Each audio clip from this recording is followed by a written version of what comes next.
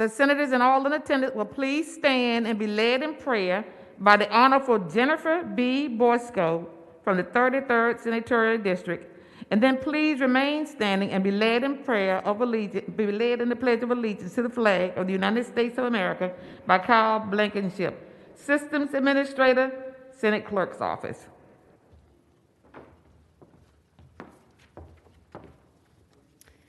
Good morning, everybody.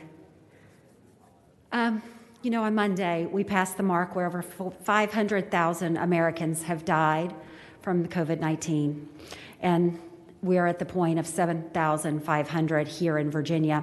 So I ask that we hold a moment of silence in their memory and their honor.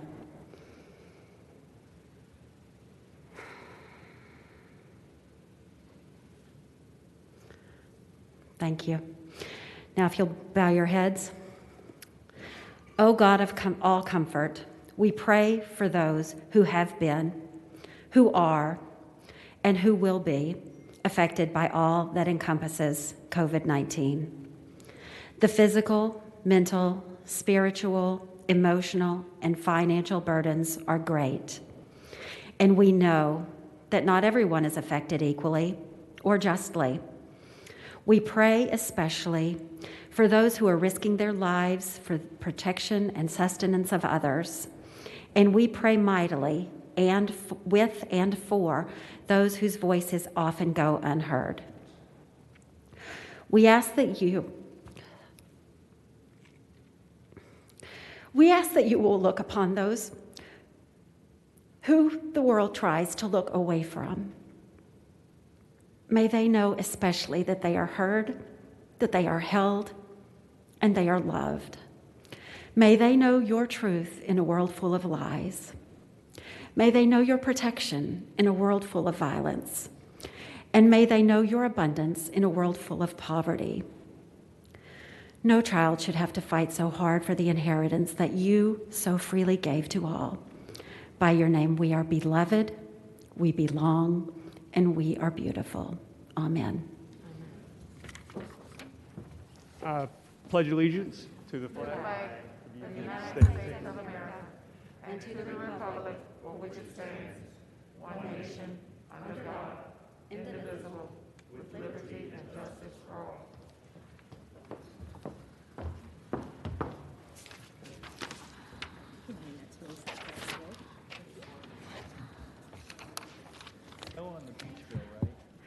The clerk will call the roll. All those present, please vote aye. Clerk will close the roll. You have a quorum, Madam President. Senate Journal for Tuesday, February 23rd, 2021. The senator from Washington, Senator Todd Pillion, moves that the reading of the journal be waived. All in favor of waiving the reading of the journal will record their votes aye. Those opposed, no. Are the senators ready to vote? Have all senators voted? Do any senator desire to change their votes? The clerk will call the roll. Ayes 32, noes 7. Ayes 32, noes 7. The reading of the journal is waived. The clerk will report any communications from the House of Delegates. Madam President, The senior senator from Fairfax, Senator Saslaw. Madam President, I move that we waive the reading of the communications from the House. The question is, shall the reading of the communication from the House be waived? All in favor of waiving the reading of the communication from the House of Delegates will record their votes aye. Those opposed, no. Are the senators ready to vote? Have all the senators voted? The clerk will close the roll. Ayes 36, noes 3. Ayes 36, noes 3. The communication from the House of Delegates, reading of the communication from the House of Delegates is waived. The clerk will report any communications from the governor. We do not have any, Madam President. Is there any other business to come for the morning hour? The clerk will call the calendar. Senate calendar for Wednesday, February 24th, 2021. Page 2. Bills and conference. The question is, shall the Oh, yes, I need to call on Senator Morrison. Senator Peterson, the senator from... Yeah, thank you, Madam President. I move that we adopt the conference committee report and speak to the motion. Senator has the floor. Thank you, Mr. President, ladies and gentlemen of the Senate. This was the great polystyrene compromise of 2021. And basically, the compromise is the House adopted our amendments, which simply say that the ban on polystyrene will apply to all users, including local school divisions and nonprofits. That will not take effect till 2025, so they have plenty of time to adjust. But the bottom line is we win. I move that we adopt the compromise. The question is, shall the conference committee report be agreed to? All in favor of the motion will record their votes aye. Those opposed, no. Are the senators ready to vote?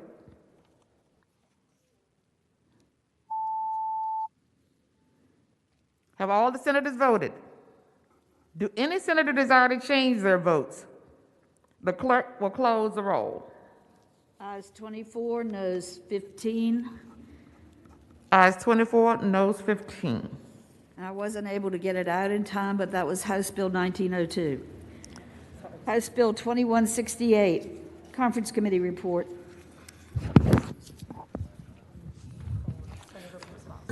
The senator from Spotsylvania. Spotsylvania, yes, ma'am. Yes, sir. Senator Reed. Thank you, Madam President. This is the bill that dealt with the cleanup of illegal electronic gaming machines that have been popping up everywhere in vape shops and all over the place. The House has agreed to the Senate position of the $25,000 per illegal machine, so we got them back. It also makes clear that it doesn't tie up the charitable gaming with the gray machines, and I'd ask the body to accept the conference report. The question is, shall the Senate agree to say, shall the Senate adopt conference committee report on House Bill 2168? All in favor of the motion, please record your votes aye. Those no, same right.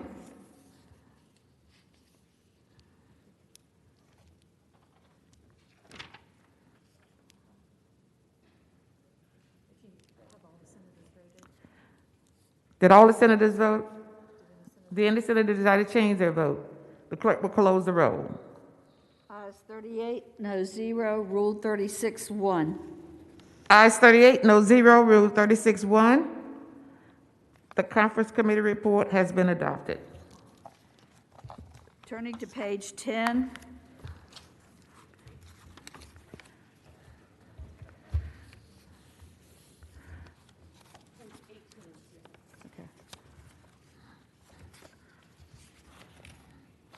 Turning to page 18.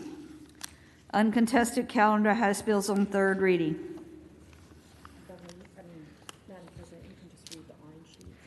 The question is, Senior Senator from Fairfax County, Senator Saslaw. Madam President, I move that all House bills on third reading on the uncontested calendar on pages 18 through 20, that's House Bill 2075 through House Bill 2134, be advanced their final passage in a block after the adoption of any amendments thereto. Any senator desiring to remove a bill from the block, please do so after the clerk has read the number of the bill. The question is, shall the House bills on the uncontested calendar, third reading, pages 18 through 20, that is House Bill 2075 through House Bill 2134, be placed upon their final passage in the block after the adoption of any amendments thereto, with the understanding that any senator desiring a bill be removed from the block will do so after the clerk has read the number of the bill. All in favor of the motion will say aye. Those opposed, no. The ayes have it. The motion is agreed to. The bills are before us in the block. The clerk will read the number of the bills. House Bill 2075, reported from the Committee on Transportation. Madam President, could that HB 2075 come out of the block and by for the day? Without any objection, House Bill 2075 will come out of the block and go by for the day. House Bill 1775, reported from the Committee on Commerce and Labor. House Bill 1877, reported from the Committee on Commerce and Labor. House Bill 1881, reported from the Committee on Commerce and Labor. House Bill 1964, reported from the Committee on Commerce and Labor. House Bill 2062, reported from the Committee on Commerce and Labor. House Bill 2121, reported from the Committee on Commerce and Labor. House Bill 2134, reported from the Committee on Commerce and Labor. Madam Chair. The junior senator from Chesterfield County, Senator Chase. Thank you. On page 19, could House Bill 1881 please come out of the block? House Bill 1881 is out of the block. The question is, shall the House bills pass en bloc? That is, all bills except for House Bill 2075 and House Bill 1881. All in favor of the motions will record their votes aye, and those opposed no. All the senators ready to vote? Have all senators voted? Do any senator desire to change their votes? The clerk will close the roll. Ayes 39, noes 0. Ayes 39, no 0. The bills in the block pass. Returning to House Bill 1881. The senior senator from Fairfax, Senator Saslaw. Madam President, what 1881 does is it's a deals with the job creation grants, and what it says is that for the purposes of wage requirements, the Enterprise Zone Job Creation Grant Program, the minimum wage will be the higher of the state wage, minimum wage, or the federal government, whichever is higher. It also lowered the percentage of to qualify that you need to have a minimum wage jobs in order to qualify for a grant. I think it's down to 135% above the poverty level. If she wants more of an explanation, I'd let it go by temporarily, and I could prepare a lot longer, more detailed one. But essentially, that's the thrust of what the bill does. Thank the senator.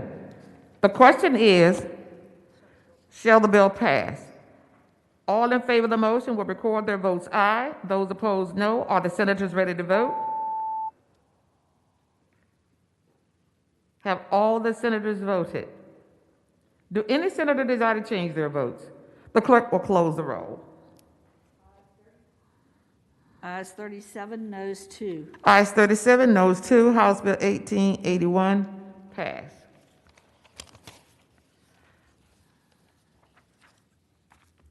On page 21, regular calendar, House bills on third reading. We are awaiting a substitute on House Bill 2198, so we will go by temporarily on that.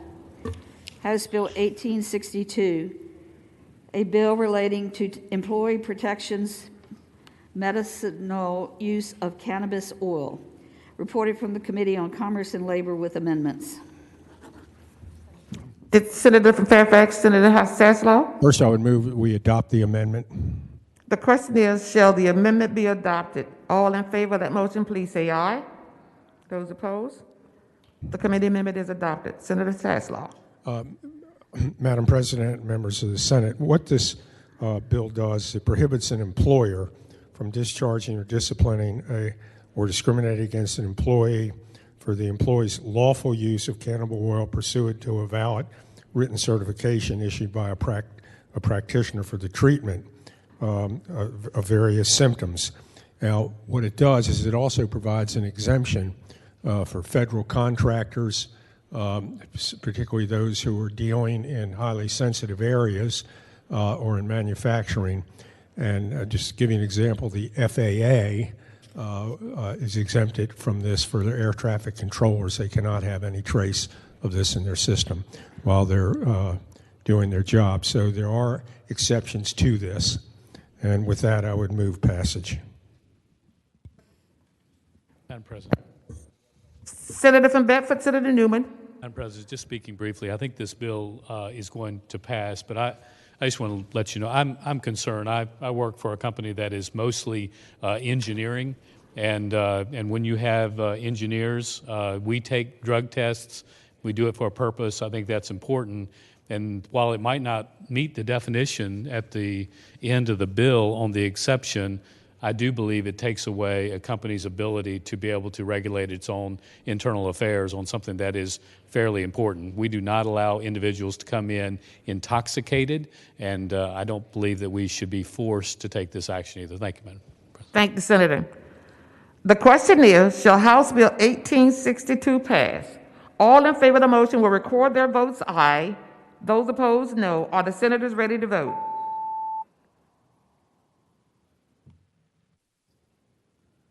Have all the senators voted? Do any senator desire to change their votes? The clerk will close the roll. Ayes 26, noes 13. Ayes 26, noes 13. The bill passed.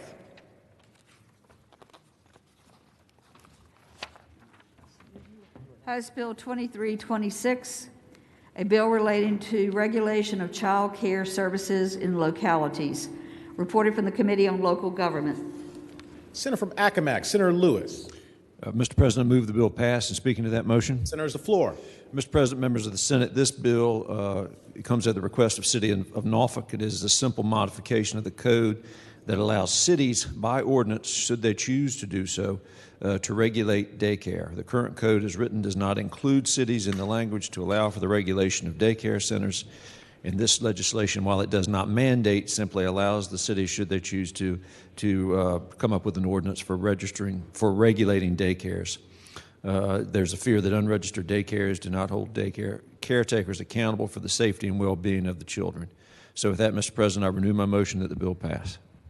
Thank the Senator. Do any other senators wish to be heard regarding House Bill 2326? Seeing none, the question is, shall House Bill 2326 pass? All in favor of the motion will record their vote aye. Those opposed, no. Are the senators ready to vote? Have all the senators voted? Do any senator desire to change their vote? The clerk will close the roll. Ayes 21, noes 18. Ayes 21, noes 18. House Bill 2326 passes. Uncontested calendar, House bills on second reading. Senior Senator from Fairfax, Senator Saslaw. Mr. President, I move that all House bills on second reading on the uncontested and regular calendars, that's pages 22 through 35, that's House Bill 1750 through House Bill 2331, that the rules be suspended and the constitutional reading of the titles be dispensed with. Thank the Senator. The question is, shall the rules be suspended and the second reading of the titles of the House bills on the uncontested and regular calendars, pages 22 through 35, House Bill 1750 through House Bill 2331, be dispensed with?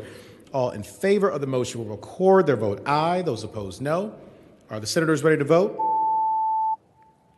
Have all the senators voted? Do any senator desire to change their vote? The clerk will close the roll. Ayes 39, no 0. Ayes 39, no 0. The reading of the titles is dispensed with. Senior Senator from Fairfax, Senator Saslaw. Mr. President, I would now move those bills go by for the day. Thank the Senator. The question is, shall the House bills on the uncontested and regular calendars now on third reading go by for the day? All in favor of the motion will say aye. Those opposed, no. The ayes have it. The bills will go by for the day.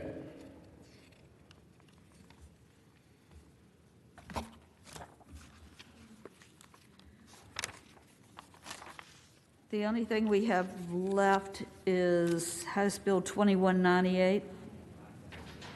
Don't have it yet? We don't have that substitute yet. Okay. So we go to the supplemental calendar. Supplemental calendar number 1, unfinished business House. House Bill 1836. The House has rejected the Senate substitute. Senator from Fairfax City, Senator Peterson. Mr. President, speak to the measure. Senator has the floor. Mr. President, ladies and gentlemen of the Senate, I'm mad as hell, but it has nothing to do with this. I move that we insist on our substitute and request a committee of conference. Does the senator want to speak to that? Yes, speaking to that, this is the natural resources and what the name should be in reorganizing the agency, and I like our version much, much better. So I ask that we reject this and go to conference. Thank the senator. The question is, shall the Senate insist and request on its substitute? All in favor of the motion will record their vote aye. Those opposed, no. Are the senators ready to vote? Have all the senators voted? Do any senator desire to change their vote? The clerk will close the roll. Ayes 39, noes 0. Ayes 39, noes 0. The Senate insists on its substitute and requests a committee of conference. House Bill 1909, the House has rejected the Senate amendments. Senator from Portsmouth, Senator Lucas.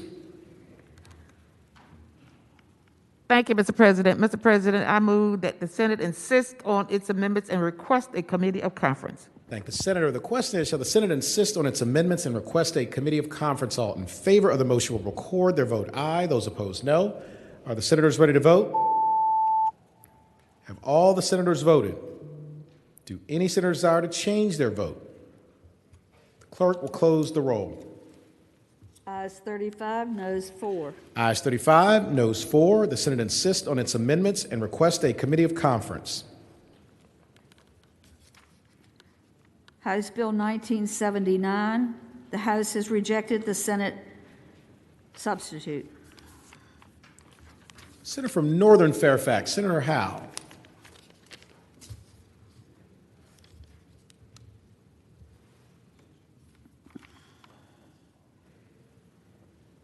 Mr. President, I move that we insist on our substitute and ask for a committee of conference. Thank the senator. The question is, shall the Senate insist on its substitute and request a committee of conference? All in favor of the motion will record their vote aye. Those opposed, no. Are the senators ready to vote? Have all the senators voted? Do any senators desire to change their vote? The clerk will close the roll. Ayes 39, noes 0. Ayes 39, noes 0. The Senate insists on its substitute and request a committee of conference. House Bill 1987, the House has rejected the Senate substitute. Senator from Portsmouth, Senator Lucas. Thank you, Mr. President. Mr. President, I move that the Senate insist on its amendments and request a committee of conference. Thank the senator. The question is, shall the Senate insist on its amendments and request a committee of conference? All in favor of the motion will record their vote aye. Those opposed, no. Are the senators ready to vote? Have all the senators voted? Do any senators desire to change their vote? The clerk will close the roll. Ayes 39, noes 0. Ayes 39, noes 0. The Senate insists on its amendments and requests a committee of conference. House Bill 2174, the House rejects the Senate substitute with amendments. I think we, Oh, did I miss one? I'm sorry. okay, 1989.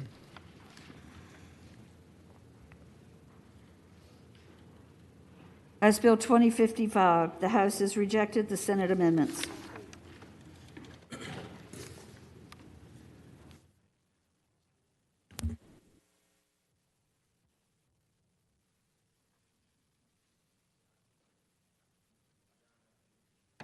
Sorry, I was trying to rush us through. Madam Chair. Senator from Fairfax City, Senator Peterson. In regard to House Bill 2055, I move that we insist on our amendments and request a committee of conference. We need to go back to 1989 that I skipped. I'm sorry. I don't want to make you mad. House Bill 1989, the House has rejected the Senate substitute. Senator from Portsmouth, Senator Lucas. Thank you, Mr. President. Mr. President, I move that the Senate insist on this substitute and request a committee of conference. Thank the Senator. The question is, shall the Senate insist on its substitute and request a committee of conference? All in favor of the motion will record their vote aye. Those opposed, no. Are the senators ready to vote? Have all the senators voted? Do any senator desire to change their vote? The clerk will close the roll. Ayes 39, noes 0. Ayes 39, no 0. The Senate insists on its substitute and requests a committee of conference. House Bill 2055. The House has rejected the Senate amendment. Senator from Roanoke City, Senator Edwards. Mr. President, I move that the Senate insists on its substitute and request a committee of conference. Thank the Senator. The question is, shall the Senate insist on its amendments and request a committee of conference? All in favor of the motion will record their vote aye. Those opposed, no. Are the senators ready to vote? Have all the senators voted? Do any senator desire to change their vote? Clerk will close the roll. Ayes 39, noes 0. Ayes 39, no 0. The Senate insists on its amendments and requests a committee of conference. House Bill 2174. The House has rejected the Senate substitute with amendment. Senator from Northern Fairfax, Senator Howe. Thank you, Mr. President. I move that we insist on our substitute and request a committee of conference. Thank the Senator. The question is, shall the Senate insist on its substitute and request a committee of conference? All in favor of the motion will record their vote aye. Those opposed, no. Are the senators ready to vote? Have all the senators voted? Do any senator desire to change their vote? The clerk will close the roll. Ayes 39, noes 0. Ayes 39, no 0. The Senate insists on its substitute and requests a committee of conference. House Bill 2193. The House has rejected the Senate amendment. Senator from Roanoke City, Senator Edwards. Mr. President, I move that the Senate insists on its substitute or amendment and request a committee of conference. Thank the Senator. The question is, shall the Senate insist on its amendment and request a committee of conference? All in favor of the motion will record their vote aye. Those opposed, no. Are the senators ready to vote? Have all the senators voted? Do any senator desire to change their vote? The clerk will close the roll. Ayes 39, noes 0. Ayes 39, no 0. The Senate insists on its amendment and requests a committee of conference. House Bill 2234. The House has rejected the Senate substitute. Senator from Roanoke City, Senator Edwards.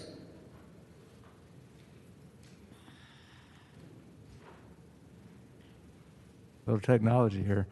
Mr. President, I move that the Senate insists on its substitute and request a committee of conference. Thank the Senator. The question is, shall the Senate insist on its substitute and request a committee of conference? All in favor of the motion will record their vote aye. Those opposed, no. Are the senators ready to vote? Have all the senators voted? Do any senator desire to change their vote? The clerk will close the roll. Ayes 39, noes 0. Ayes 39, no 0. The Senate insists on its substitute and requests a committee of conference. House Bill 2288. The House has rejected the Senate amendments. Senator from Southern Fairfax, Senator Barker. Mr. President, I move that we insist on our amendment and request a committee of conference. Thank the Senator. The question is, shall the Senate insist on its amendment and request a committee of conference? All in favor of the motion will record their vote aye. Those opposed, no. Are the senators ready to vote? Have all the senators voted? Do any senator desire to change their vote? The clerk will close the roll. Ayes 39, noes 0. Ayes 39, no 0. The Senate insists on its amendment and requests a committee of conference. House Bill 2295. The House has rejected the Senate substitute.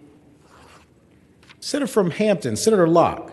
Thank you, Mr. President. I move that the Senate insist on its substitute and request a committee of conference. Thank the Senator. The question is, shall the Senate insist on its substitute and request a committee of conference? All in favor of the motion will record their vote aye. Those opposed, no.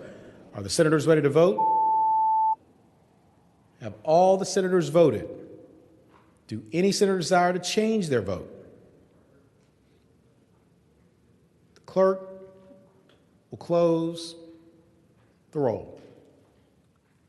Ayes 31, noes 8. Ayes 31, noes 8. The Senate insists on its substitute and requests a committee of conference. House Bill 2299.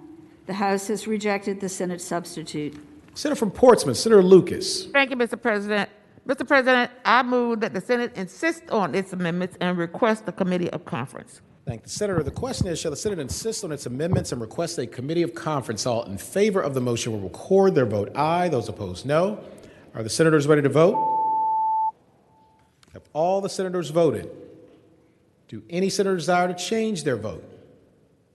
The clerk will close the roll.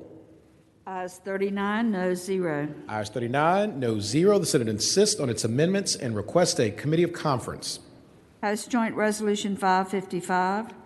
The House has rejected the Senate substitute. Senator from Bath, Senator Deeds. Mr. President, I move that we insist on our substitute and request a committee of conference.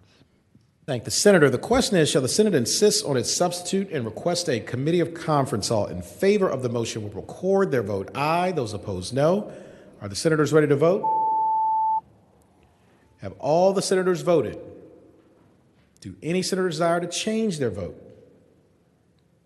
The clerk will close the roll.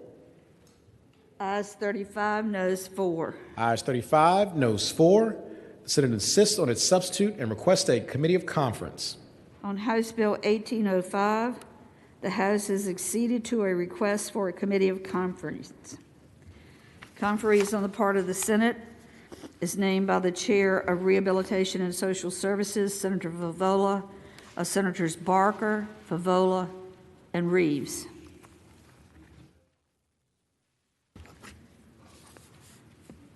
On House Bill 1817, the House has acceded to a request for a committee of conference, and conferees on the part of the Senate is named by the Chair of Education and Health, Senator Lucas, of Senators Locke, Peterson, and Kiggins.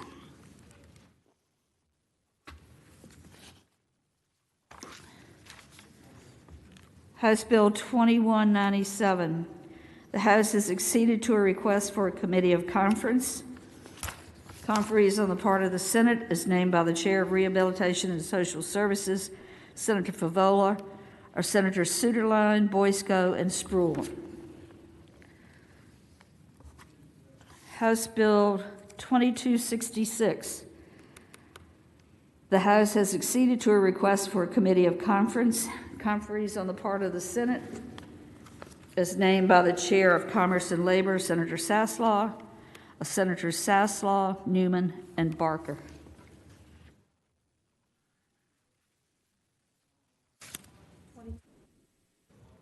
Mr. President. Senator from Arlington, Senator Favola. May I assist? House Bill 2266 came out of Rehabilitation and Social Services, so there would be a different set of conferees. Point of information. Thank the senator.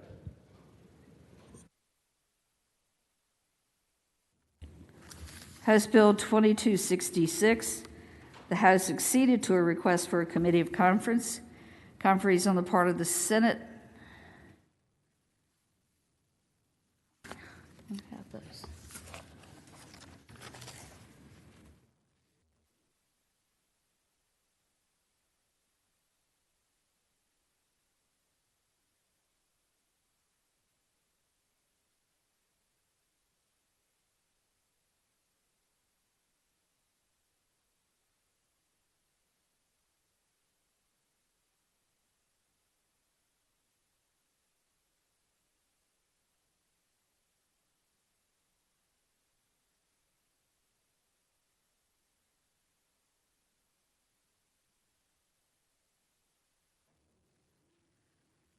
So in House Bill 2266, conferees on the part of the Senate is named by the Chair of Rehabilitation and Social Services, Senator Favola, of Senators Donovan, McPike, and Mason.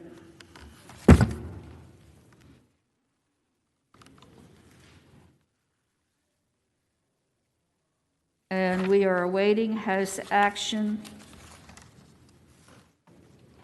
on the remaining bills in that section. Unfinished business, Senate. Senate Bill 1182 has passed the House with a substitute with amendments. Senator from Eastern Fairfax, Senator Servo. Thank you, Mr. President. I move that we concur with the House amendments and speaking to that motion. Senators, the floor. Well, Mr. President, the senator from Rockingham, the senator from Fairfax, the senator and myself, we charged up a famous hill, the Commerce and Labor Subcommittee number 3. I like to think of it as Cemetery Ridge. On the way up, Senator Peterson got hit by a cannonball. Senator Obenchain jumped in front of a bullet for me. I made it over the wall, and my bill came back, but everybody else didn't make it. So, Mr. President, this bill that comes back to you amends the minimum auto insurance limits from $25,000 to $30,000 starting next year. I'm starting January 1, $60,000 for if 2 people get hurt, and then after 3 years it goes up to $50,100, so that after 45 long years, 3 cicada cycles, we will finally move our auto insurance minimum limits. So I hope that we can concur with this and finally get these limits up for the first time in 45 years. That's what the bill does. I'm happy we finally worked it out, but sorry that Senator Peterson and Obenchain were collateral damage in the process. Thank the senator. For purpose, Senator from Roanoke County, Senator Suderline rise. Thank you, Mr. President. Will the senator from Eastern Fairfax yield for a question? Senator yield. Senator Yields, you have the floor. Thank you, Mr. President. I've not been to this terrain that he describes. It sounds very dangerous, although I supported the efforts of the folks that went there, I guess, on behalf of the Senate. But I'm perplexed where it would be, because I thought the other legislative body were these progressive-minded Democrats that wanted to make sure we protected working people that might befall such an event. And I know if I voted for the bill, I don't understand why they wouldn't have liked it. Senators, the floor. Mr. President, I can't really answer for the House. All I know is that I guess, big insurance has a lot more power over there than does over here. That's all I can say. I don't know. I thank the senator and I thank the president. Thank the senator. Do any other senators wish to be heard regarding Senate Bill 1182? Seeing none, the question is, shall the Senate concur with the House amendments? All in favor of the motion will record their vote aye. Those opposed, no. Are the senators ready to vote? Have all the senators voted? Do any senators desire to change their vote? The clerk will close the roll. Ayes 29, noes 9, Rule 36-1. Ayes 29, noes 9, Rule 36-1. The Senate concurs with the House amendments. Senate Bill 1219 has passed the House with a substitute. Senator from Arlington, Senator Favolo. Thank you, Mr. President. Mr. President, I move that the substitute be agreed to, and speaking to that motion. Senators, the floor. Thank you, Mr. President. Some of you may have recalled what this bill does is it directs the Bureau of Insurance to convene a group of stakeholders for the purpose of looking at what barriers exist for private insurance companies to enter the market and offer a paid family leave product or paid and medical family leave product. What the House substitute does is it ensures that the evaluation of these barriers and whatever product comes forward actually crosswalks with the priorities that were identified in the paid family leave study, paid and medical family leave study that was conducted by our Chief Workforce Development Officer, and it was released in September 2020. So it sort of ties everything together. A report will come to the General Assembly from the Bureau of Insurance, and that report is due November 30th, 2021. With that explanation, Mr. President, again, I renew my motion that the substitute be agreed to. Thank you. Thank the senator. Do any other senators wish to be heard regarding Senate Bill 1219? Seeing none, the question is, shall the Senate concur with the House substitute? All in favor of the motion will record their vote aye. Those opposed, no. Are the senators ready to vote? Have all the senators voted? Do any senators desire to change their vote? The clerk will close the roll. Ayes 22, noes 17. Ayes 22, no 17. The Senate concurs with the House substitute. Senate Bill 1271 has passed the House with a substitute. Senator from Prince William County, Senator McPike. Thank you, Mr. President. I move the substitute be rejected. Senator's the floor. That's about it. You see this bill left the Senate 39-0, and you see the sort of an odd vote of 47-44 and one abstention from the House. That's due to a floor amendment that was provided on the floor yesterday that started to involve the electronic meetings of the General Assembly, which was not in the original bill. So, again, I ask that everyone put up red on the board. This will eventually go to conference. So this is not a matter that was vetted by the FOIA Council. The original bill was. And so, again, I ask that you put red. Thank you. Thank the Senator. Do any other senators wish to be heard regarding Senate Bill 1271? Seeing none, and with the recommendation that it be rejected, the question is, shall the Senate concur with the House substitute? All in favor of the motion will record their vote aye. Those opposed, no. Are the senators ready to vote? Have all the senators voted? Do any senators desire to change their vote? The clerk will close the roll. Ayes 0, noes 39. Ayes 0, noes 39. The Senate does not concur with the House substitute. Senate Bill 1311 has passed the House with a substitute with amendments. The senior senator from Richmond City, Senator McClellan. Thank you, Mr. President. I move that we concur with the House substitute and amendments. And speaking to that, Senator's the floor. Thank you, Mr. President. This is a bill that seeks to improve upon 2018 legislation we passed for certifying the construction of large interstate gas pipelines in a way that ensures DEQ will have more technical information that it needs earlier in the process. Through many discussions with all of the stakeholders in DEQ, we have reached peace in the valley that addresses concerns over whether we were requesting too much information for a review to be done within the statutory requirements of federal law. And so we have finally reached the right balance and ask that we adopt the House amendments. Thank the Senator. Do any other senators wish to be heard regarding Senate Bill 1311? Seeing none, the question is, shall the Senate concur with the House amendments? All in favor of the motion will record their vote aye. Those opposed, no. Are the senators ready to vote? Have all the senators voted? Do any senators desire to change their vote? The clerk will close the roll. Ayes 20, noes 19. Ayes 20, noes 19. The Senate concurs with the House amendments. Senate Bill 1335 has passed the House with a substitute. Senator from King George, Senator Stewart. Thank you, Mr. President. I would move that we concur with the House substitute in speaking to that. Senator's the floor. Mr. President and members, as you all will recall, this bill just married up the new regulations regarding handheld cell phones while driving with learners and provisional licenses. As this was matriculating through the House, Legislative Services discovered that we had missed a section that we needed to put in this, so that's what the substitute does. With that, I'd ask we support the substitute.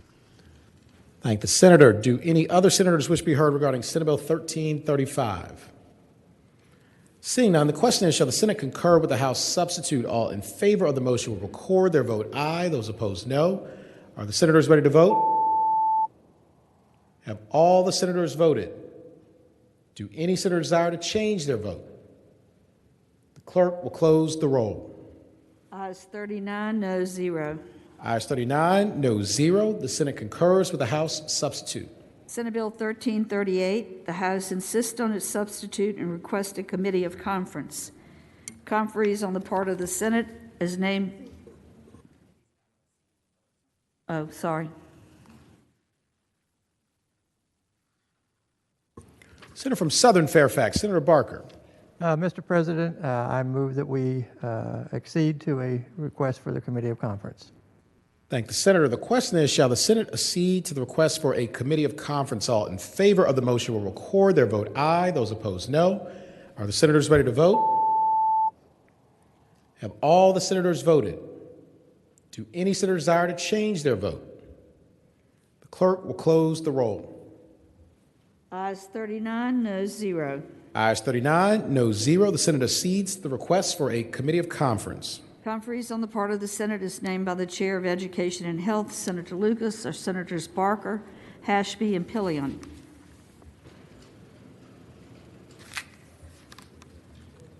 Senate Bill 1349. The House insists on its substitute and requests a committee of conference. Senator from Bedford, Senator Newman. Mr. President, I have a bit of an odd request and odd motion, but the motion is I move that we accede to the request for a committee of conference, but I ask that we vote no. Mr. President, speaking of that motion. There's the floor.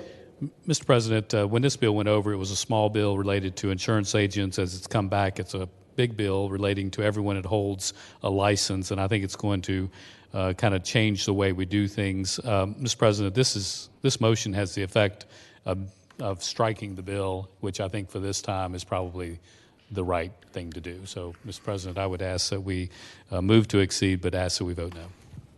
Thank the senator.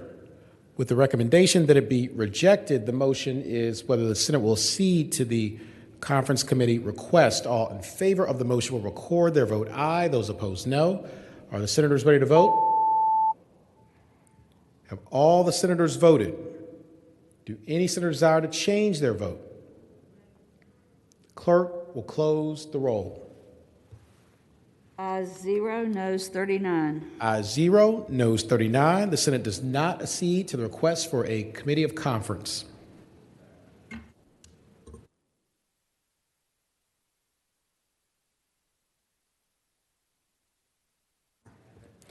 The Senate will be at ease.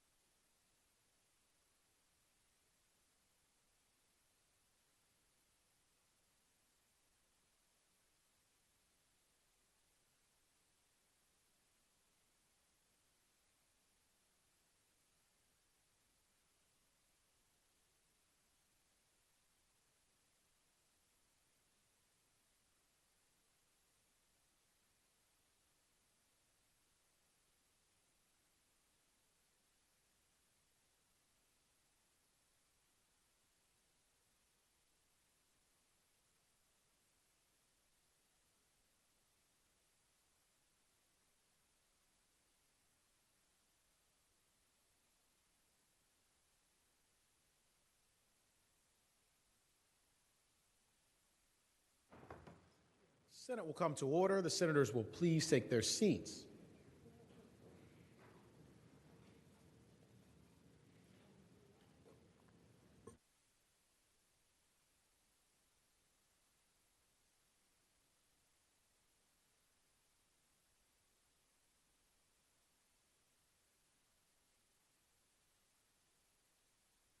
Page 21 of the regular calendar, House Bill 2198.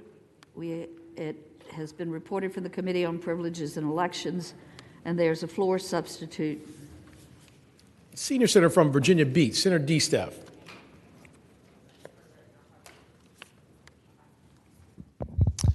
Mr. President, I rise to move the floor substitute and speaking to that when appropriate.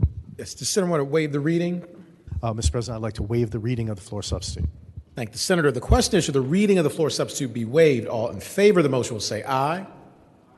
Those opposed, no. The ayes have it. The reading of the floor substitute is waived. Senior Senator from Virginia Beach, Senator DeSteph. Thank you, Mr. President. So, Mr. President, what the floor substitute does is takes this issue and puts it out to the citizens of Virginia Beach for referendum. Now, for a minute, I'd like to take a step back and talk about the process here. On this, we know there's an active lawsuit on this topic. Knowing that there was a lawsuit on the topic, the patron was deposed and testified on the lawsuit and then put the bill in. At least 5 times on the floor of the Senate, members of the majority have called this the Virginia Beach bill. It's been referred to as Virginia Beach, Virginia Beach, Virginia Beach. And I know, Mr. President, that you have ruled that it's not just about Virginia Beach. However, we continue to refer to it as that. We also have letters on our desk from 9 members of City Council. Last night I called all 11 of them. 9 of them returned my calls. 8 of them have provided letters, so 8 out of the 9 have provided letters stating that they support this going out to referendum, and that's what they'd like. They want the voters to decide this issue, Mr. President, as they have 3 times in the past in the history of Virginia Beach. You say that the legislature has to impose its will on the City Council to advocate for the voters, when in fact what we're doing is imposing our will on the City Council, who's duly elected by those voters. And now, as they prepare for a referendum, we're imposing our will on them and on the voters instead of letting them decide. And Mr. President, on multiple levels, this is clearly, a vote for this is clearly with complete disregard to the Constitution of Virginia. Mr. President, I'm happy to answer any questions on the substitute. I'm happy to have any discussions anyone would like on the referendum, or for that matter, on how we got here to begin with since 1961. With that, I move the floor substitute if there's no questions, Mr. President. For what purpose does the senator from Northern Chesapeake, Senator Spruill, rise? Mr. President, speaking against the substitute. Senator's the floor. The members, I hope you would reject the substitute. First of all, there was not a formal meeting by the City Council. At a workshop yesterday, 8 members of council were present. You got a letter from individual council members stating their opposition or for, but there was no input. I've been saying all along on this bill and others, there were no input from citizens. Again, we're talking about council members who are looking out for themselves. They sent letters to you saying this. Now, let me tell you a little story about this substitute that the senator is proposing. Again, it's all about the citizens. I want to point out a couple of things about Virginia Beach, why you should not support the substitute. It's the largest city in Virginia with a population of over 450,000. Demographics, they're roughly around 66% white, 19% black, 6.6% Asian, and maybe 8% others. This is not the first time changing the ward system of Virginia Beach has been discussed in Virginia Beach.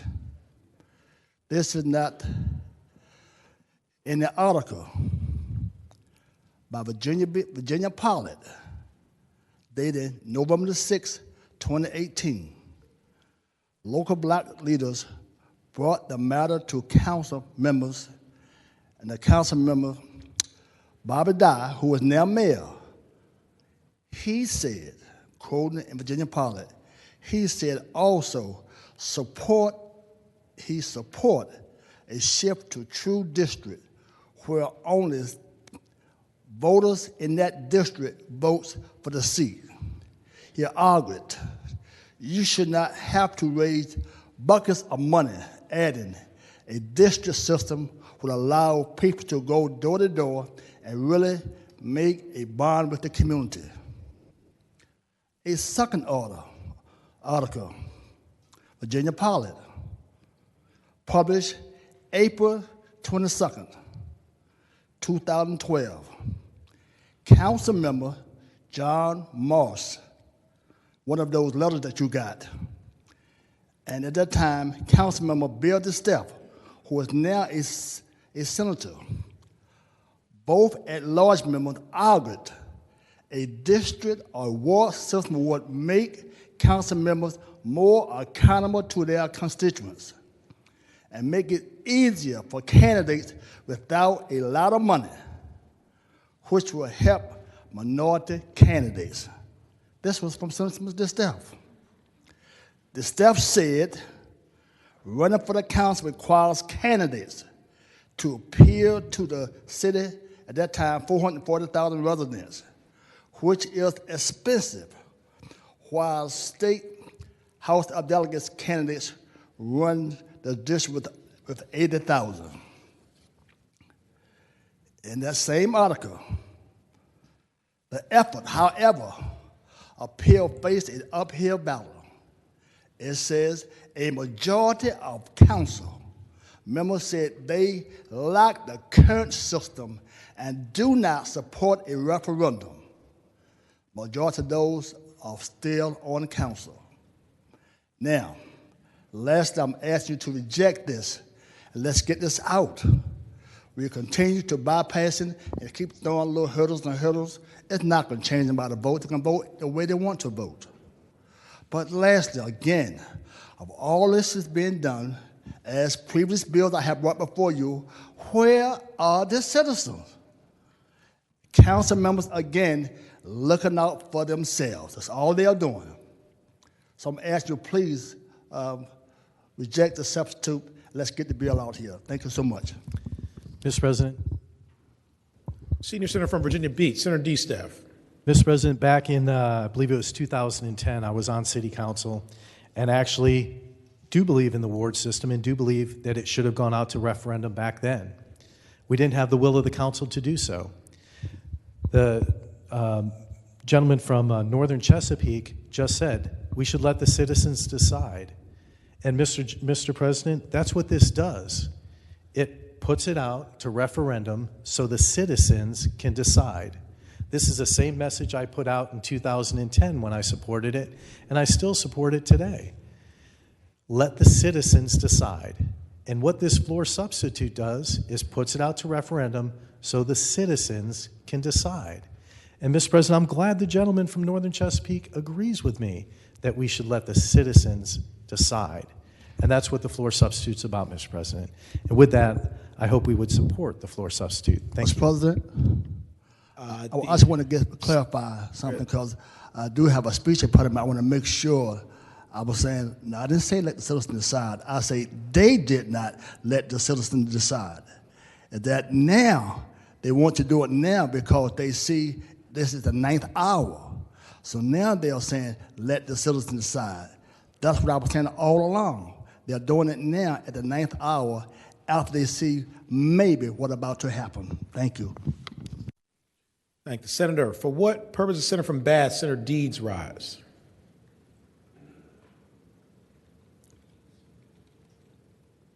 Mr. President, I rise to speak to the substitute. Senator has the floor.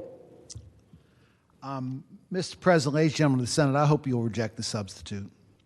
This is not a Virginia Beach bill. It's already been pointed out on the floor of the Senate that two other localities, the cities of Waynesboro and Poquoson, have similar provisions in their charters. And I ask you to look at lines 38 and 39. The referendum question is, shall the member of the governing body elected from a district or ward be elected by the qualified voters of the locality at large instead of by the qualified voters of that district or ward? And I want you to consider this. There's nothing in the code or the Constitution that requires a member of Congress in Virginia reside in that district. What if we had a question like this on our ballot statewide? And we said statewide, wherever the people are, Northern Virginia, Richmond, Hampton Roads can elect all of the congressmen. This is about providing adequate representation to people. That's all this is about. That's all this bill is about. And if we pass the buck to a referendum, and I will agree with my friend from Northern Chesapeake, this bill has been on the floor Thursday, Friday, Monday, Tuesday, and Wednesday, and we are just seeing the substitute now. We've just been inundated the last few hours with emails from our clerk and with copies on our desk of correspondence from members of City Council of Virginia Beach. If all of this was this urgent for these people, they wouldn't have waited until the last minute to get it done. I urge you to reject the substitute, get to the bill, and get it off the floor. For what purpose is the senior senator from Chesapeake, Senator Cosgrove, rise? To speak to the substitute, Mr. President. Senator has the floor. I represent a large portion of Virginia Beach, so this is a little parochial for me. But what has not been mentioned is the packet of information that you got on your desk is not just from city council members. The Hampton Roads Black Caucus also has a letter dated February 24th, 2021. And I'll just read the last paragraph. Therefore, the Hampton Roads Black Caucus respectfully request that you consider giving the people, the voters, time to be informed and or educated on the pros and cons of how this bill will impact their voting power to further elect representatives that best serve their needs. Thank you for your time and consideration on this matter. So to just say that all these letters are just from City Council is a misrepresentation. Please look at the letter and let the citizens of Virginia Beach decide their own fate instead of us declaring what will happen there. Thank you, Mr. President. What purpose is the senator from Franklin County, Senator Stanley, rise? Thank you, Mr. President. Speak to the floor, substitute. Senator has the floor. Mr. President, I've had 10 years of being honored to serve in the Senate, and I've followed a lot of great chairmen to local government, a virtual who's who of those that are sitting here right now, and then I've had wonderful people succeed me. It's like, Mr. President, the Mount Rushmore of Senate committees when you think about the senator from Western Fairfax, the senator from Accomack, the senator from the city of Roanoke, and of course me, the George Washington of Mount Rushmore of those lovely local government chairmen. Okay, so, you know, what I think I learned in sitting on that committee for the past 10 years, because it was the first committee I went on, and I endured it to become chairman. I guess that's by default how you get there. But you know what we learned, and I think we learn a lot in there, and maybe what we're forgetting, is that we have this Dillon rule, which is always a conundrum. And I've used it before, the phrase that my father used to lovingly tell me, and it reminds me of that: when I want your opinion, I will give it to you. I've always carried that through my head. And when we want their opinion at local government levels, we tend to give it to them. You know, and what I think you learn as chairman of the local government committee is that it is best to leave that local government to its own devices as often as we can, and especially to the citizens when we can. Because up here at the 30,000-foot level, we think we know best. But we pass these laws that we later find out really didn't work out in practice, in procedure. We really, all of a sudden, fumbled. But the effect on the localities is monumental. And you can't unring that bell. What we've done here, and not just this bill,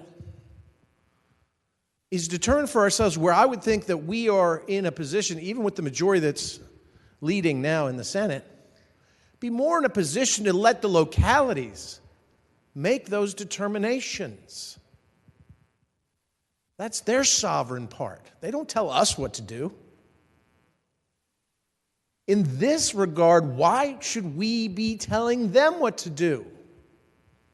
Mandating something, you're going to do it this way, without understanding the effects, and without even caring whether the people of Virginia Beach or any other city that may be affected by this legislation want it.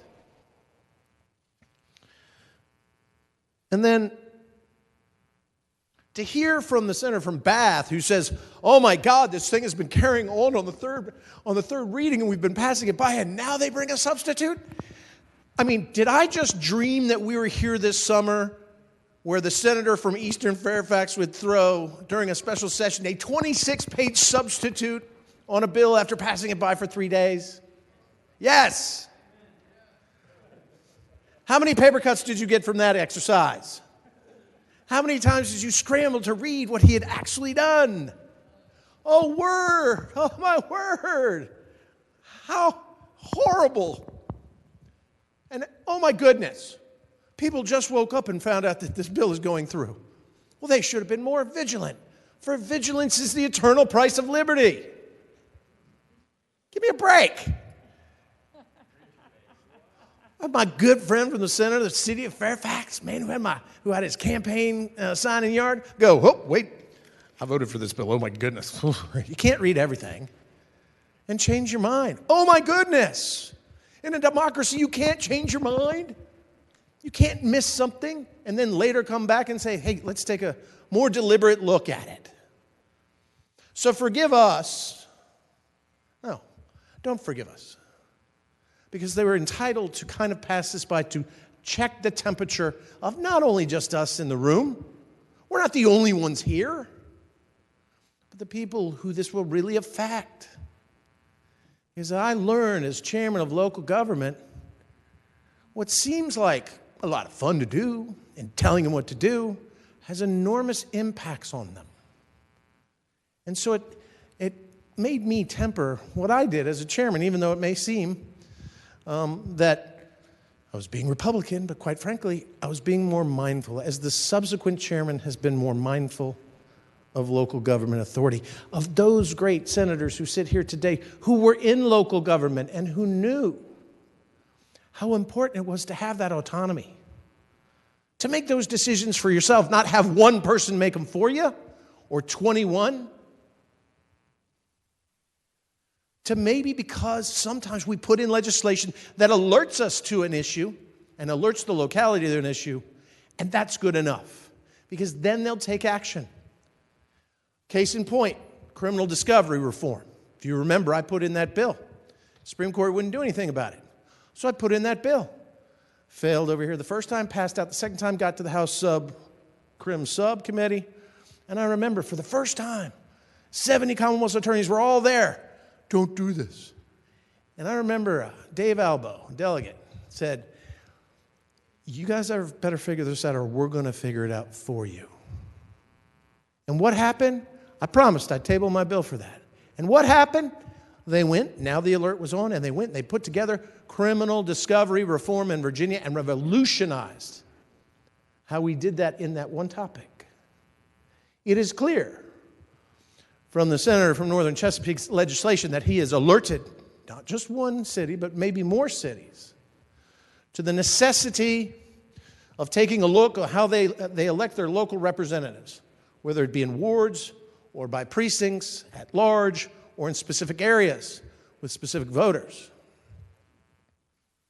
So forgive them if you've just awakened the slumbering giant, but give them their due. Please, give them their autonomy. Because quite frankly, they deserve it, they've earned it, and it's just not being very local government-y anymore. Because that's what taught me to give them as much empowerment, local empowerment as possible. And I know I learned it from the senator from Western Fairfax. He taught me when he passed the chairmanship on to me. And I want to thank you for that, Senator Morriston. You changed my life. You changed my perspective about local government. And that's why I had to break your arm with that dog. And finally, and I know you're glad to hear that, and as I'm looking at this issue, we've always had a tradition, we've always had a prohibition that if something is involved in litigation, we let the litigation take care of itself. I'm looking at stuff here which this is involved in a federal lawsuit. That's exactly. I heard that maybe it wasn't related. This is exactly the issue. And we can get into a soliloquy and a debate over that, but I read these briefs all the time. This is exactly what this is. And what concerns me is that perhaps the sponsor of the bill, I'm almost done, Senator Saslow. You can go take your nap in 15 minutes. Just relax.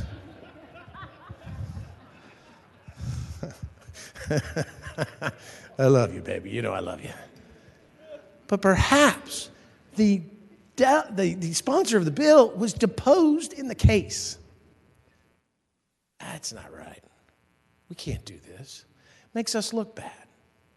Let's let the federal case take its course. Let's let the government, now that they've got the fire lit under their rear ends, let them have that opportunity of correcting it. And let's let the people of Virginia Beach or anywhere else that has to determine this decide it.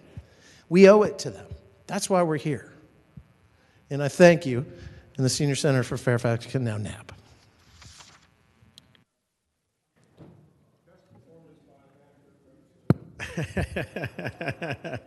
Mr. President?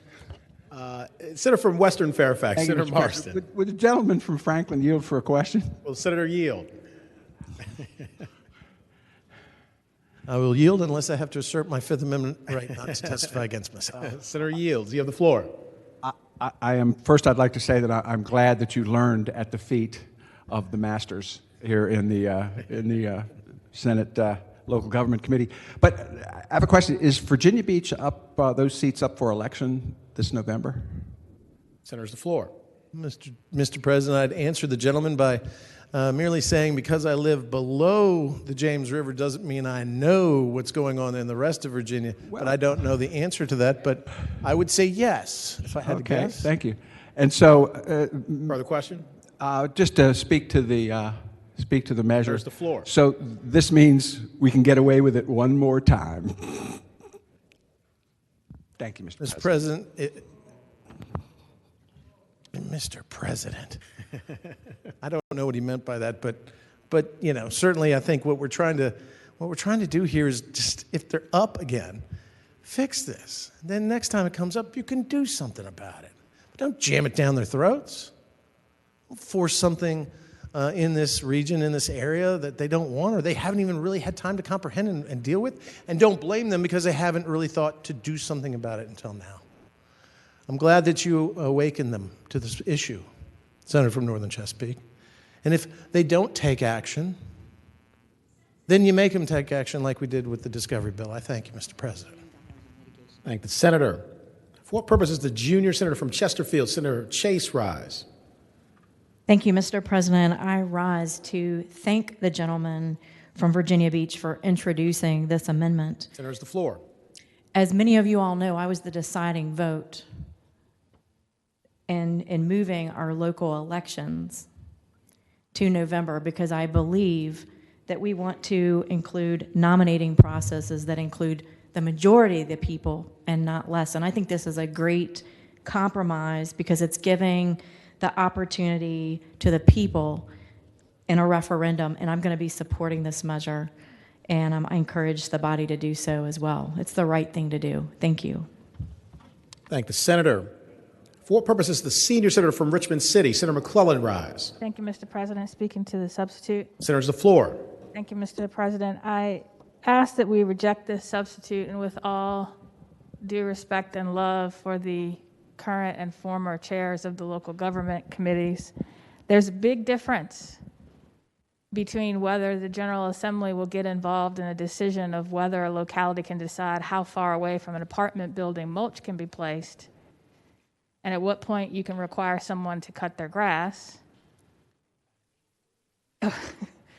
And it's a big difference between those type of decisions and the decisions about, will we allow voters to decide who their representatives are in a way that doesn't dilute their vote?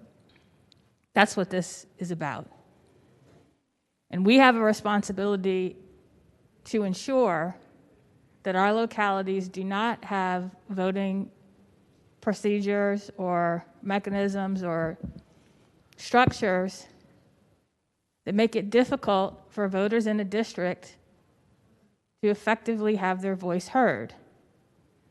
The litigation in the federal courts asks the question, does Virginia Beach's particular system dilute the minority voters of Virginia Beach, their vote, and their ability to elect the candidate of their choice in violation of the Voting Rights Act of 1965?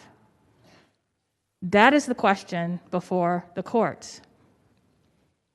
The question before us is whether any locality, but especially Virginia Beach, Waynesboro, and Poquoson, and I received a copy of an email from a city council member in Waynesboro who supports this bill.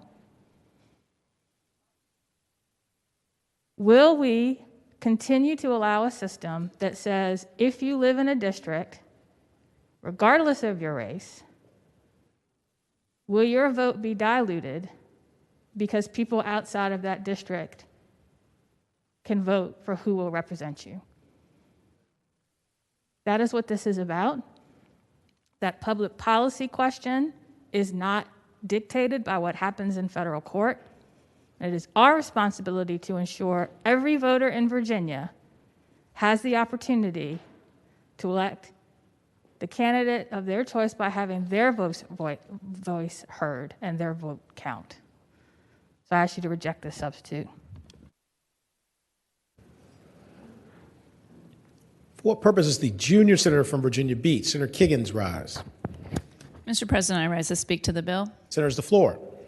Mr. President, I'm also a senator who represents parts of Virginia Beach, and I was sent here, elected by a slim majority of the people of Virginia Beach, to represent the constituents, the council, the mayor, the people who live in my district. So I speak on their behalf. I've been a patron of many bills since I've been here for a whole 14 months, sitting in the Senate. And I've learned the process of working with stakeholders and people who have a seat at the table and listening to people who support the bill and people who oppose my bill and trying to find some middle ground with them, because there's a term that I've learned from you all about peace in the valley. And I hear that in committee frequently. Does this bill have peace in the valley? And I think that's kind of a signal to those of us who don't understand all the nuances of the bill, of is this bill is good to go? Is it ready for prime time? That's another term that I've learned. So a couple things about this bill. I do not think we have peace in the valley on this bill. And I do not think this bill is ready for prime time. Last night, as I drove home, I listened to the city council meeting. Those guys did meet. They added it to their agenda. The mayor opened the discussion about what was going on here in the General Assembly, and we heard from each council member who was present. They didn't all agree, but they did voice their opinions in these letters, and I must say this is unprecedented. I've never seen these stacks of pages from people from different localities, so it must be something that just sends a signal to me that it must be something that's very important. to the city. I read some of the news articles about this, even read some of the social media, and even went on Twitter, which I don't like to do, to read about some of the comments that were about things that happened yesterday in chamber and about this bill. People call it a power grab by the General Assembly. I think we've heard that term before. I don't like that perception. I think we can all agree that we're at a low in confidence for our government in all different levels. I think that our elections are one place that people have a lot of questions and that they've lost a lot of trust. This may be what the people of Virginia Beach want, but I think the issue, and I know the substitute is about a referendum for this issue and letting the people decide. And we heard wonderful speech from Senator from Franklin, many other people, just about letting the people have that choice. And I know even where are the citizens and where is their voice? And I think that's important. I don't think it's good government that we make all the decisions for the localities, especially things like elections. We've seen so much election legislation go through this body. I mean, I've been here for a short 14 months, although it seems like a long 14 months. And the amount of election laws that we have passed, where we have changed everything from the early voting to the no photo ID to the no absentee ballot signatures to drop boxes to moving the dates of the local elections. I mean, when I talked to our Department of Elections in Virginia Beach, the quote that they used was, "We are not superheroes down here, so you guys make so many laws and so many changes, and we are trying, and we too want accurate elections, and we want to do a good job." But they're not superheroes, so we just continue to change things, and I just worry about public perception and that message that's sending. So I think we'll have to answer to that. Is the general population, the population of Virginia Beach, Hampton Roads? Virginia Beach is the biggest city in the Commonwealth. Hampton Roads is a very important area of Virginia. Are the people happy with what we're doing and what we're changing? We're changing so much so fast. So that's what I worry about. I worry about the public perception. We have an election every year in November. There'll be, I think that'll be a big referendum on some of the things we've done here to see if, the people agree with some of the things we've done. So I support the substitute. I feel like it's a good compromise. Again, just trying to be a representative of Virginia Beach, of what my constituents and the leadership from the city that I represent want. So I'm thankful for everyone's time that they've dedicated. I apologize a little bit because I know it's locality specific, but I suggest that everyone support this substitute and let the people of Virginia Beach have a voice. Thank you. For what purpose is Senator from Fauquier, Senator Vogel, rise? Thank you, Mr. President. Speaking to the measure. Senator's the floor. I apologize for trespassing on the body's time. I know there are people who are very anxious to get to the budget, but I would feel super guilty if I did not stand and just make one really critical point. It's really easy for the members of this body to sit here at their desks and say, you know what, not my pig, not my farm, doesn't matter, everybody's made their decision and doesn't affect my locality, my vote's my vote.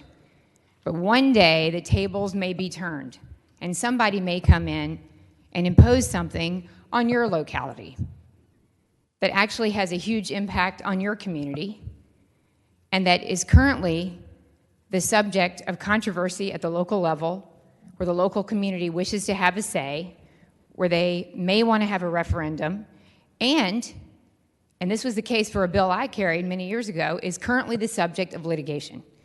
And this has been raised on the Senate floor, and I can tell you that this is currently the subject of federal litigation. And a locality spent $1 million on that lawsuit. And we come in the middle of that litigation, at the end of that litigation, and pass legislation that's introduced by a member of the body that was actually deposed in that litigation in a way that decides the litigation for them. And I just want everybody to understand what it is that we're doing in that community. And again, it's not our community, but it makes a difference. And one day, that could be your district.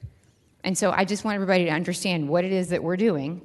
I once brought legislation that was a subject of litigation, and I understood that, yes, it was the custom of this body to defer that legislation until such time as that was decided.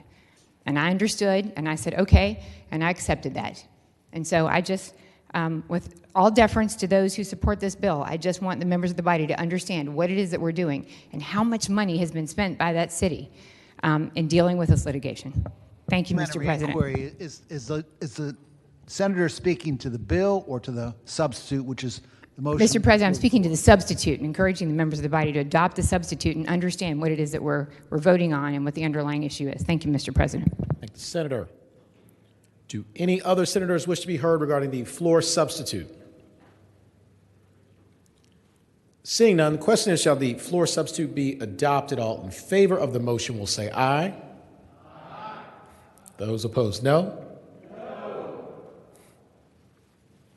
The noes have it. The floor substitute is rejected.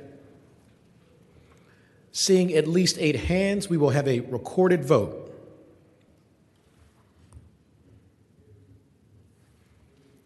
The question is, shall the floor substitute be adopted? All in favor of the motion will record their vote aye. Those opposed, no. Are the senators ready to vote? Have all the senators voted?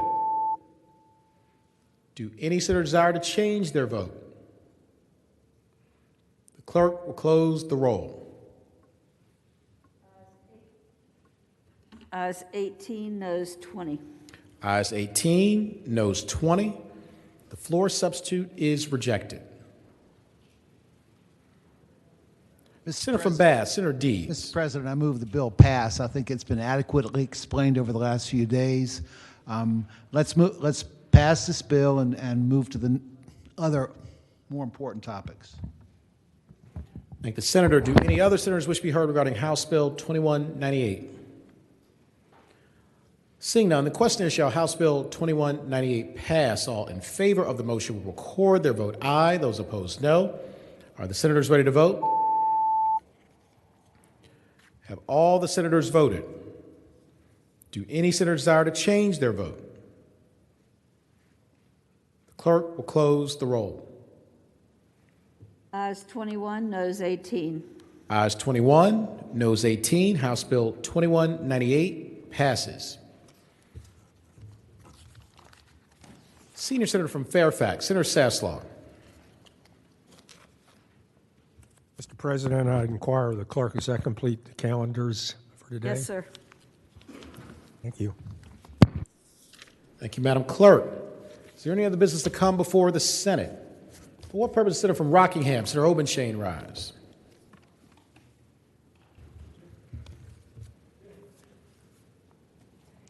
Mr. President, I rise for a point of personal privilege.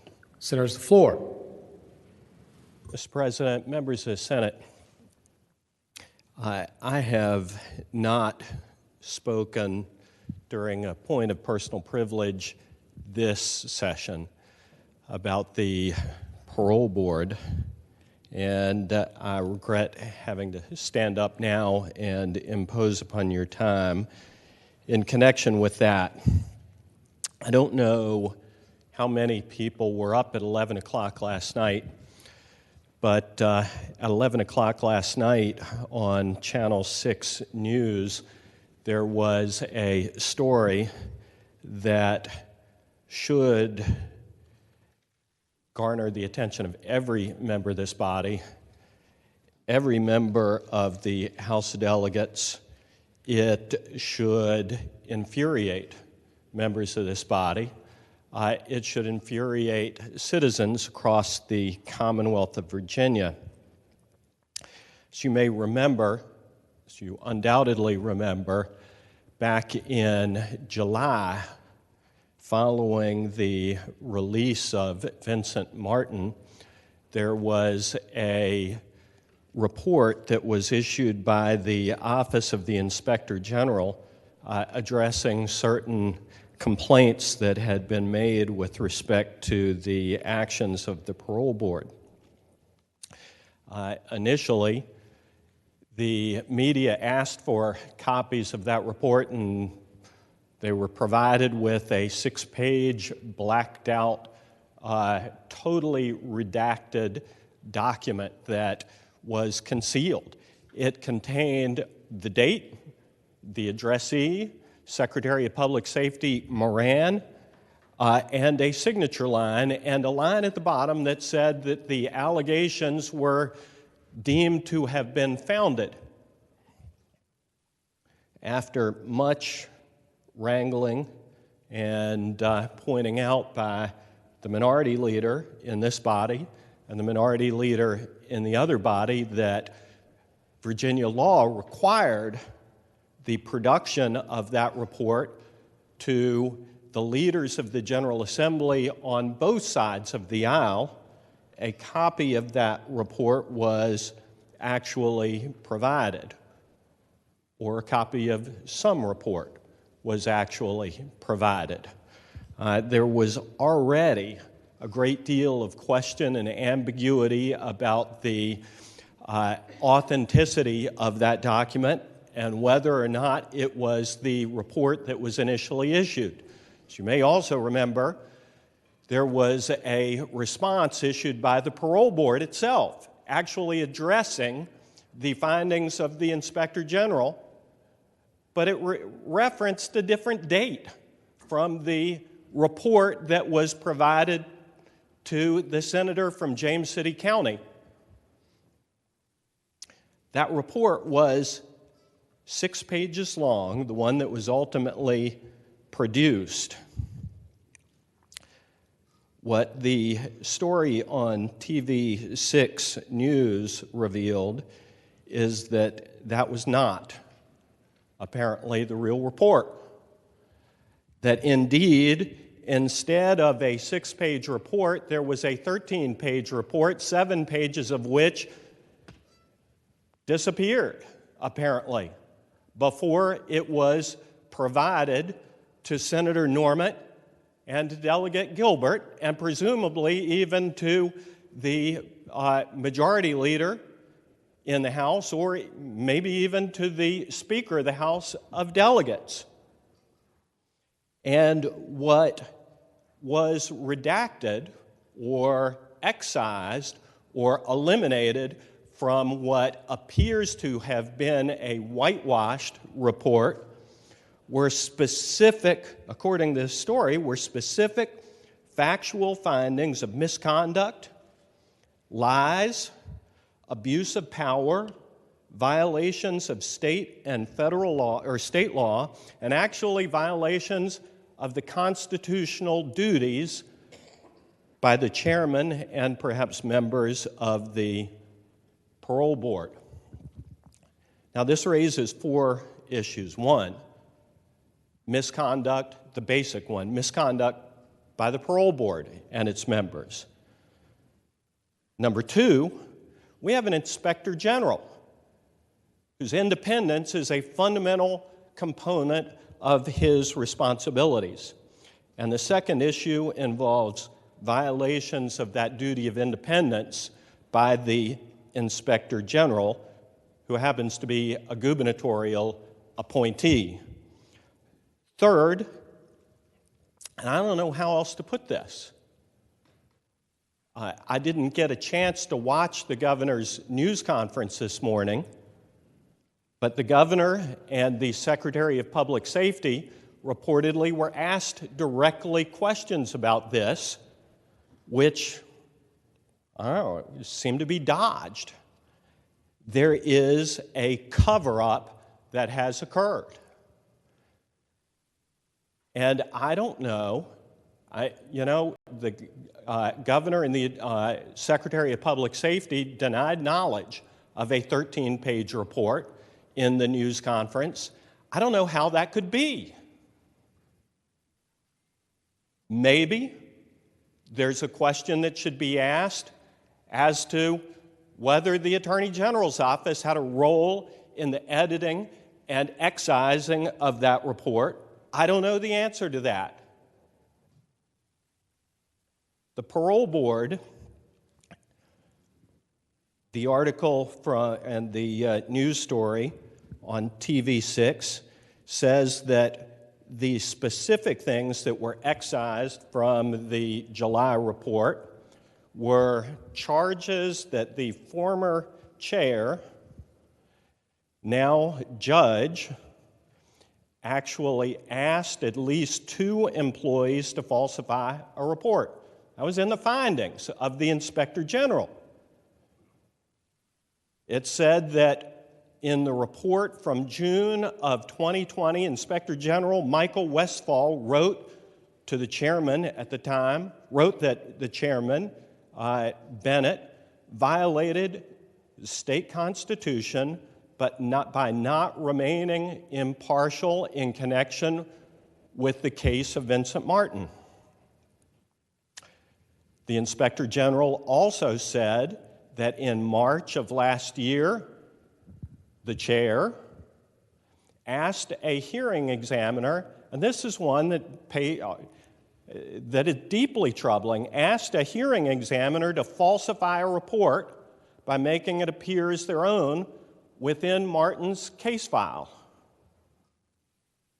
That the Inspector General also apparently wrote that in April, the chair of the parole board falsely told Secretary Moran that she had not actively advocated in connection with that case. It said that the chair told at least 1 parole board employee that she was going to purposefully release Martin and certain other inmates near the end of her term because of the backlash that those decisions would bring.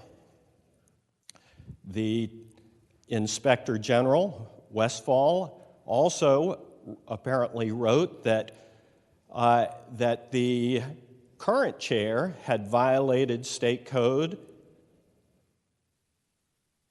by making, I think, false entries or by the destruction of records by officers and an executive order requiring all executive branch agencies to cooperate with a state inspector general's investigation to the fullest extent.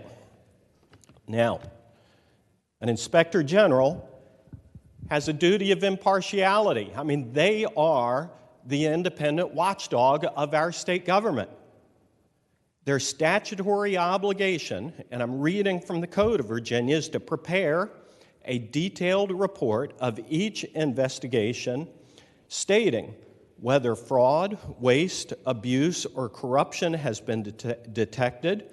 If fraud, waste, abuse, or corruption is detected, the report shall identify the person committing the wrongful act or omission and describe the wrongful act of or omission. Further, it has specific requirements with respect to what happens with that report. It says that the duty of the Inspector General is to notify the governor's chief of staff, the speaker, the majority leader and minority leader, the House of Delegates, the president pro tem, the majority leader, and the minority leader of the Senate of those problems, abuses, or deficiencies relating to the management or operation of a state agency or non-state agency. And why, you might ask, would they have that obligation? Why would they be required to report to Democrats and Republicans without regard to who's in the governor's mansion? Well, it's to prevent cover-ups of fraud, waste, abuse, and corruption. How else do you do it? I mean, heck, if you want to cover it up, you just tell the folks who are in charge. But that's specifically why it is required that the minority leader of the House and the Senate be let into the loop. Now, what happens when a state inspector general is persuaded to whitewash an investigation or to give a sanitized version of a report to the opposition? Of course, it is that nobody learns the truth. Nobody learns the truth. And that is what was going to happen in this case. And thankfully, there's some in the media who have been like a dog with a bone. They have not let go. They have continued to pursue this, and I hope that they will continue to do it. And, you know, this is just one report. There were apparently 7 different investigations. And the one report that we actually got a copy of after demanding it, it was, you know, heck, it was 6 pages.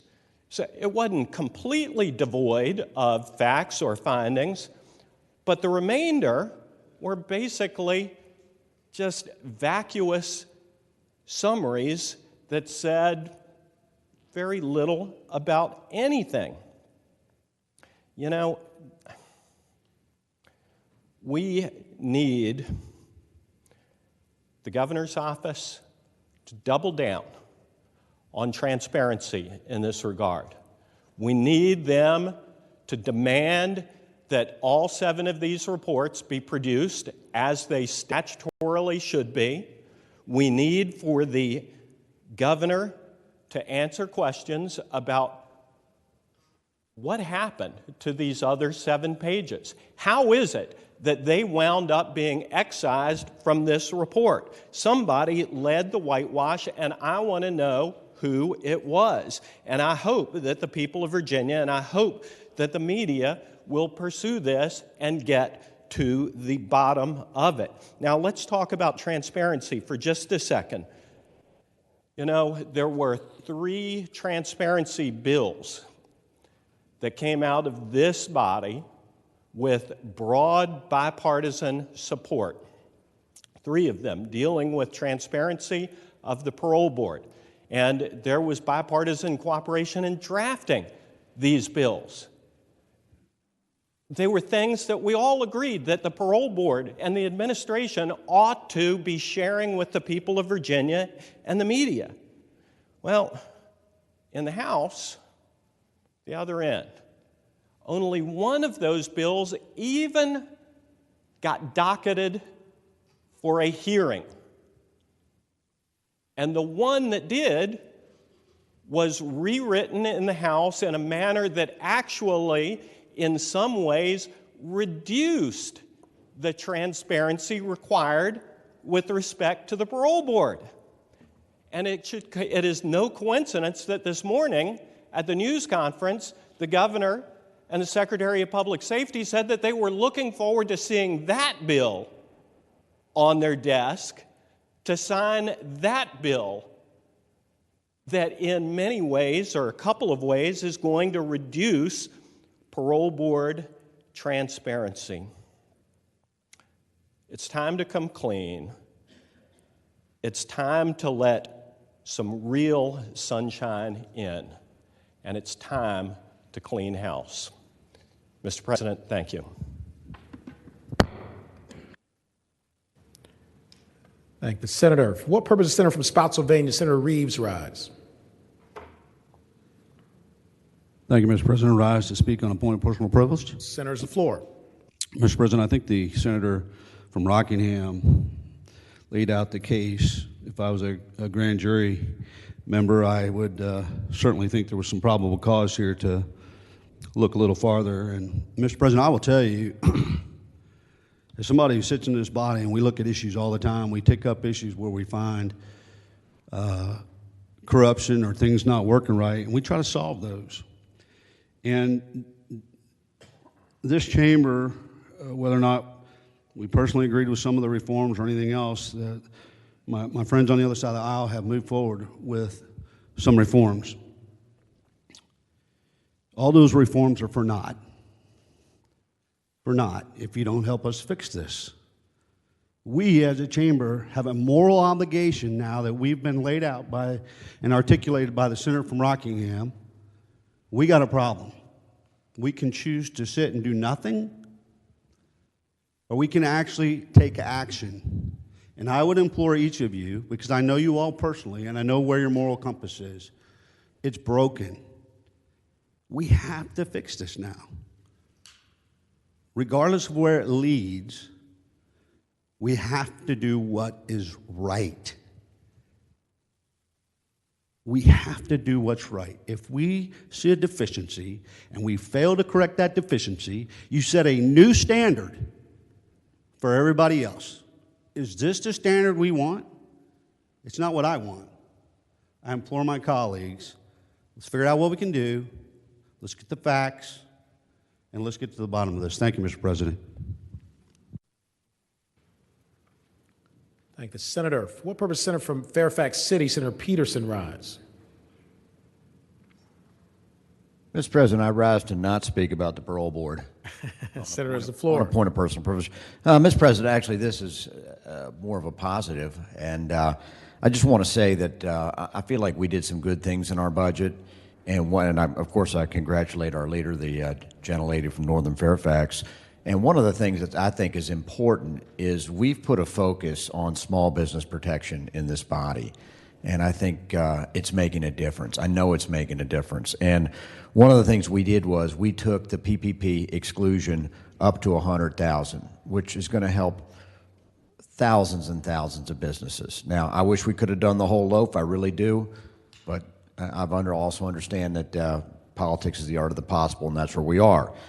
I do know that our colleagues in the other body have a somewhat differing opinion, and I will simply say that even a $25,000 difference in the exclusion amount, that would protect 5,675 small businesses. Okay? That's 5,675 people that employ other people, that provide products to people, oftentimes essential products that, it's a smiling face behind a counter.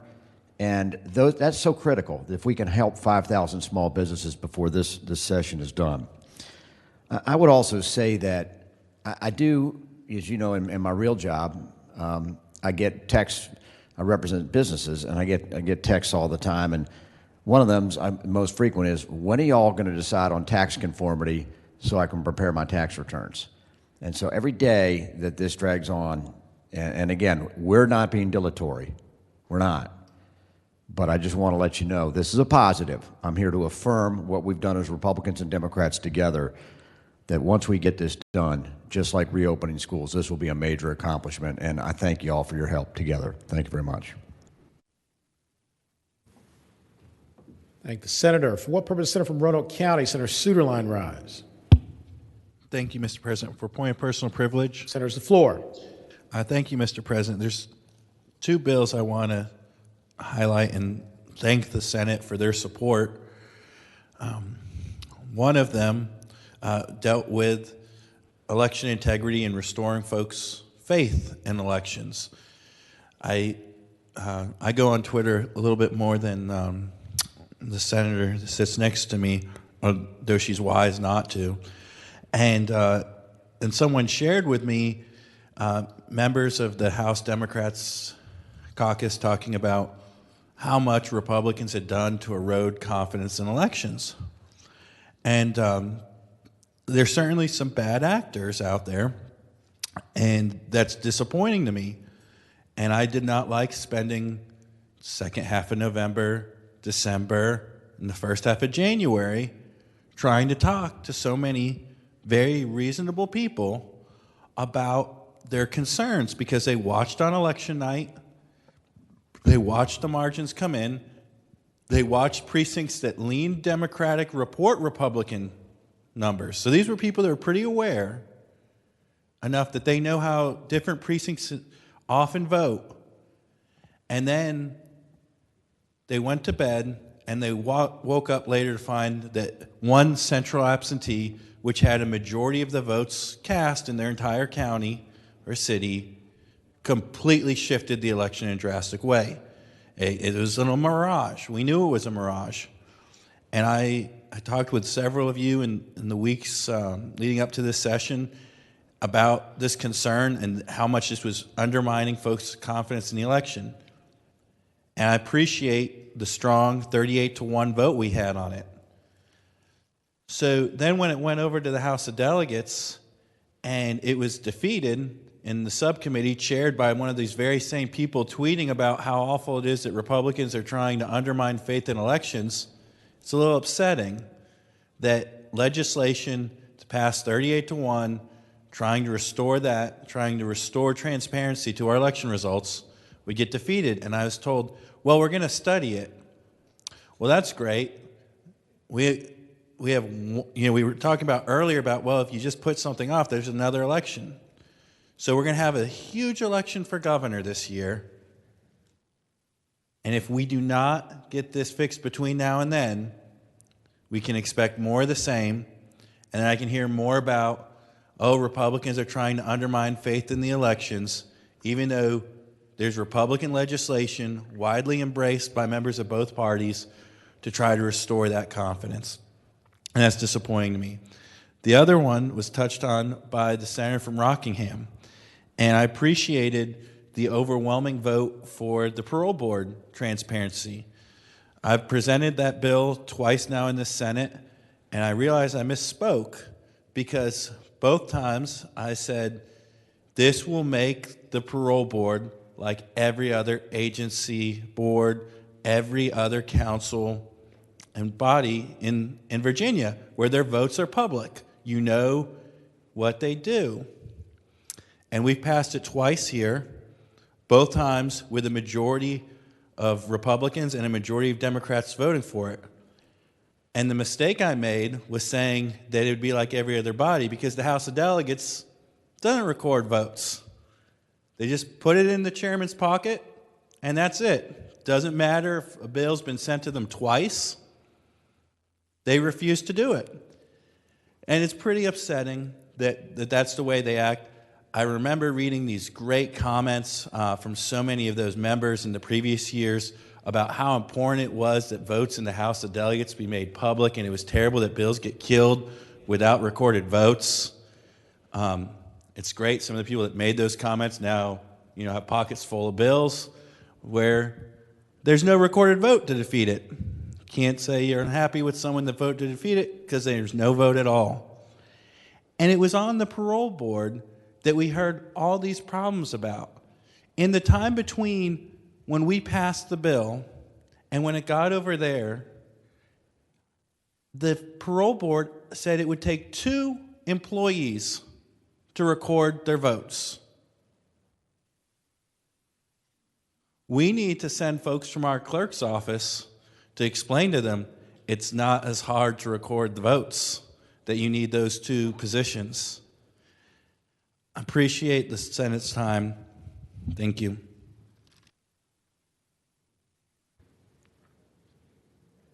For what purpose, Senator from Bath, Senator Deeds rise. Mr. President, not to prolong the day very much, but for a brief point of personal privilege. Senator, it's the floor. We're nearing the end of the session, end of February, end of Black History Month. I want to tell you about a friend of mine. A guy named Ted Delaney. He died in December, and when he died, unlike any of us on this floor, it was noted in the New York Times with an article that called him the conscience of a roiled university. Ted Delaney grew up in segregated Lexington, Rockbridge County. Graduated from a segregated high school in 1961. He had a full scholarship to Morehouse College at that time. But his mother wouldn't let him go because she was afraid he was going to get mixed up with the civil rights movement and get hurt.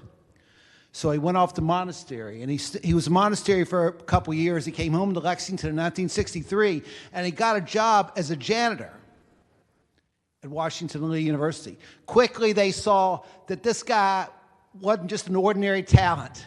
He had natural curiosity, natural intellect. He was hired as a lab assistant, and he worked there for a bunch of years. When Washington Lee University finally began to admit black students, he started taking classes. And he finished, I think it was 1979, he was a full-time student. Sometime in the 80s, he finished school there. He was 41 when he got his bachelor's degree. He went to William & Mary and got a PhD. He came back to Washington Lee, taught several places, but he taught Washington Lee. He was the first African-American head of a department in the faculty at Washington Lee. He was head of the history department twice. He started the African-American studies at Washington Lee. He, in the recent years, when they've had a lot of consternation about the name being named for General Robert E. Lee, he was part of that discussion. He led them through that discussion very often. He had opinions that he quietly and calmly made sure people knew. Ted Delaney was a guy that people noticed. He was a smart dresser, and once he was questioned about that by a white professor, a white colleague, and he said, yes, but you have the privilege. You have the white privilege that I don't enjoy. He knew what it took to get noticed. Ted Delaney, as I said, he died, I think, December 18th. He died with dignity. He suffered for a number of years with cancer, and but his passing was noted in the New York Times because he was involved in this discussion for generations. And this man, who honestly is somebody we ought to all hold up as a hero, he was the product of a segregated society, and he rose to the very top of that segregated society. He rose to the top of that society once the stain of segregation was gone. Mr. President, ladies and gentlemen of the Senate, I'd ask that when we adjourn today, we adjourn in the memory of Professor Ted Delaney. Thank you, Senator. For what purpose, Senator from Loudoun County, Senator Bell rise. Thank you, Mr. President. Point of personal privilege. Senator's the floor. Mr. President, I rise today to speak with sadness. I want to speak briefly and commemorate the life of the daughter of one of my constituents, Clara Elizabeth Granger. She passed away sadly on February 3rd of this year. She was another young Virginia life lost to addiction. She had struggled with addiction for years, and unfortunately, while at a time when she was doing well, had a relapse, and unfortunately led to her death. It's very sad. She was a bright young lady. She was a passionate animal lover. She was also had a great interest in music and the arts. She had a wonderful family, and they obviously are very sad and miss her. It's a loss I can relate to, and it's a loss that I know they'll never get over. This family has asked that instead of flowers, that any donations would go to help people in recovery, to seek treatment. And I applaud their bravery in doing that. And I ask that all of us please hold this family in prayer. Today, I ask that we adjourn in honor and memory of Clara Elizabeth Granger. Thank you, Mr. President. Thank the Senator. Do any other senators wish to be recognized? Seeing none, the clerk will report any announcements on the desk. Tomorrow, Thursday, February 25th, both caucuses will meet 1/2 hour before session in their respective caucus room.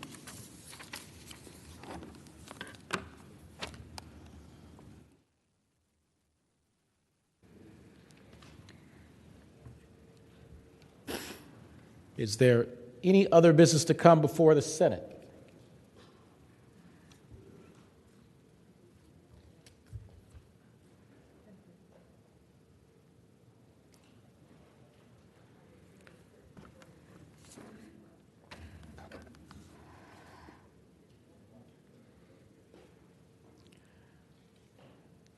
Seeing none, I call on Madam President, Senator from Portsmouth, Senator Lucas.